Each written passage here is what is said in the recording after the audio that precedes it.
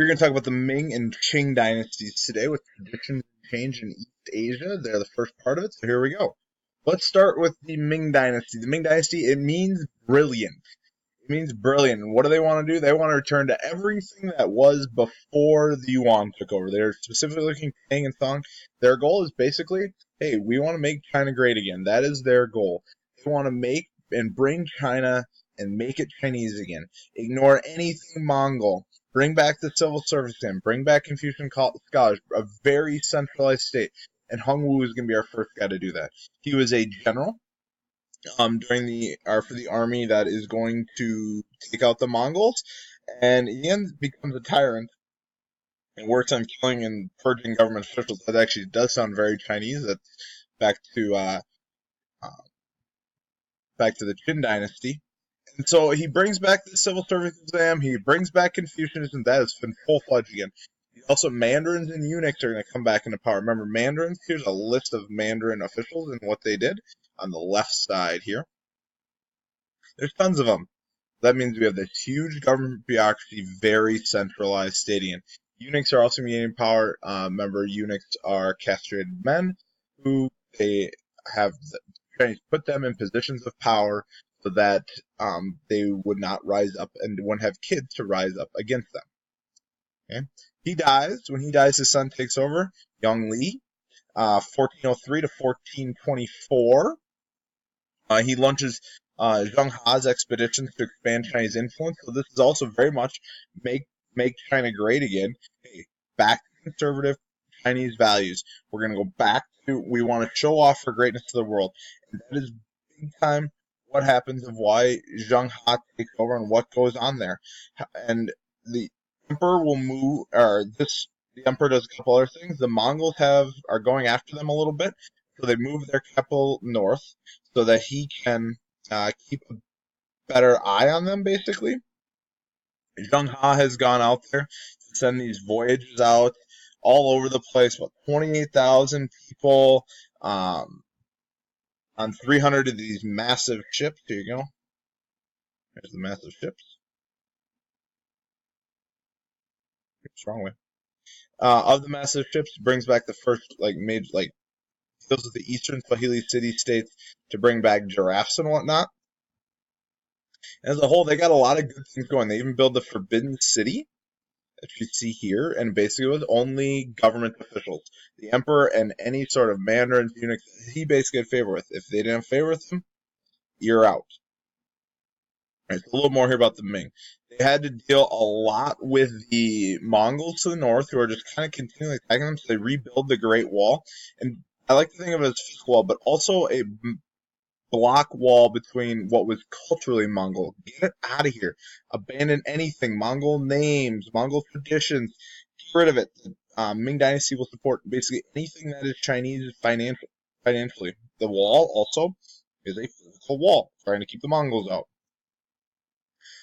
33 to 49 feet, they build out tons of watchtowers as well. Now, the Forbidden City is a huge part of what they have. The Forbidden City, they would basically get news from eunuchs and mandarins and other government officials. To the point, they don't really leave. I mean, it's this huge, lavish area in the middle of Beijing. And the eunuchs are going to gain power because, well, the emperors didn't really leave. Emperor Wan Li from 1572 to 1620 doesn't even meet with government officials because he's drinking wine all the time. I mean, it's kind of bonkers of how little governing they actually did. And this starts being a problem because the eunuchs are put in power. They're not very good at their job. And so, the loss of power and that loss of mandate of heaven is going to come on here. That loss of mandate of heaven, the famine is our main cause of it, and also then, what's that cause? Peasant revolts. Yep. So the peasants are eating tree bark and roots, and yeah, that doesn't really go very well. So the Ming need to figure out what to do. They have corrupt rulers, ineffective, high amounts of debt, high taxes, bad harvests. So they look to the north, and this group to the north of them, the Manchus, is who they ally with to put down the peasant revolts. This is going to backfire on the Ming, because what happens is, some of the generals of the Ming join the Manchus. They're going to claim the mandate of heaven as the Qing dynasty. So who are these Qing and the Manchus?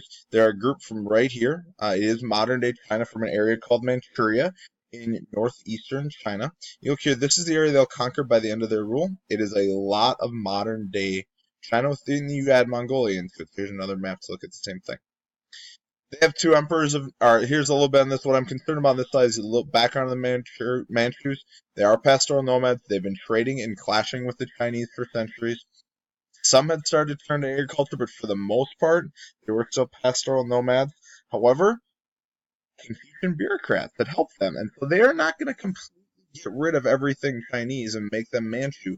No, Manchus want to preserve their own identity, but they're going to let the Chinese also keep theirs.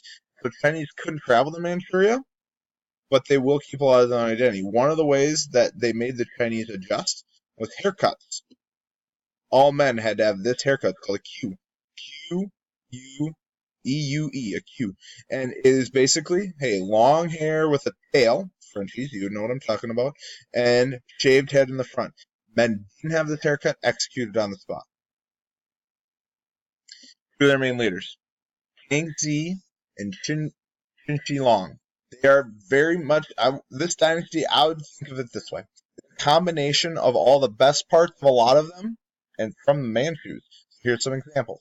The Han Dynasty, great Confucian scholars, incredibly strong leadership. Keep those Confucian scholars.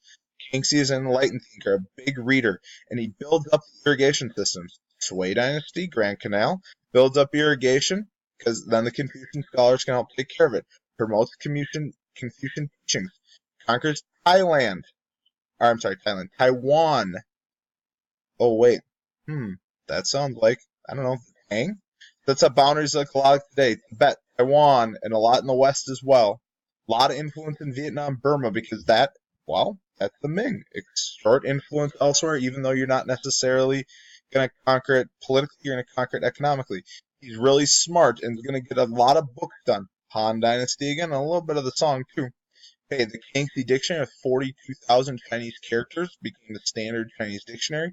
He also sponsors the massive collection of books, which became the Chinese Encyclopedia. When he dies, you have Qin Shi Long, height of the dynasty here, very smart man, actually cancels taxes 4 times. 4 times because they had too much money.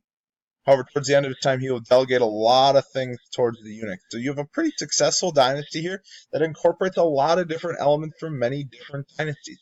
What do you need to remember from this? First of all, you should know the 4 main leaders we talked about, Kingxi, Qin Shi Long, and go back up.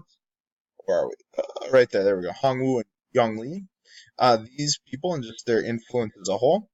You should know one thing about all of them. You definitely need to know about Zheng He, and then also the Forbidden City and who the Manchus are, and why the Ming fell.